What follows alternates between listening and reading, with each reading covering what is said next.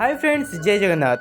আমি গোবিন্দ চলে এসেছি আর একটা ছোট্ট একটা মিনি ব্লগ নিয়ে। আজকে হচ্ছে মহাশিবরাত্রি। আমরা এখন সবাই মিশে চলে যাচ্ছি মন্দিরে জল অভিষেক করতে। জল, দুধ, ঘি, মধু, বেলপাতা, মালা সব কিছু এখন আমরা অর্পিত করবো। গিয়ে দেখছি মন্দির পুরো ফাঁকা, মন্দিরে ভোলেনাথের পুজো হচ্ছে। যখন পুজো হচ্ছিলো ওই সময় কেউ ছিল না, খুব কম মানুষ ছিল। দেন তারপরে পরে পুরো দেখো মন্দিরের পুরো ভিড় হয়ে গেছে। আর কে কে শিবরাত্রি ব্রত করেছো আমাকে নিশ্চয়ই কমেন্টের মাধ্যমে জানিয়ে যাবে। এবার ভক্তরা যা এনেছে, দুধ ফল যা এনেছে সব কিছু মহাদেবকে অর্পণ করেছে। সত্যি বলতে আমরা একটু আগেই চলে গেছিলাম, তাও পিছনে দাঁড়িয়ে আছি, কারণ আর 5 মিনিট লেট করলে দেখছো তো কত লম্বা লাইন লেগে গেছে। দেন অনেকক্ষণ পরে আমাদের সবাই টাইম এসছে, মানে মামা মামি ভাই বোনে সবাই দেওয়ার পর আমি এখন দেবো। আর যেহেতু আমি একাই সব কিছু করি, একা ভিডিও একা সব এডিট করি, সব কিছু আমিই করি।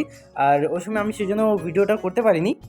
আর গাইস, আর একটা কথা, বেঙ্গলি ব্লগ আমি এটাতে বন্ধ করে দেবো, তারপর আমাদের স্টার্ট হবে। আমি যেহেতু ওইখানে ছিলাম তাই বেঙ্গলি ব্লগ করেছি, তাতে তোমরা সবাই বলেছিলে।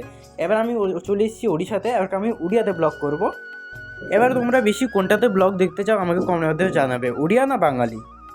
দেন আমাদের অনেকক্ষণ পরে আমাদের পুজো সরে গেছে, বাড়িতে এসে দেখি এখানে ভাং হচ্ছে, মানে সব ফলমূল সব কাটাকাটি হচ্ছে এখানে, সব পনা বা কি একটা ভাং সব বানাবে।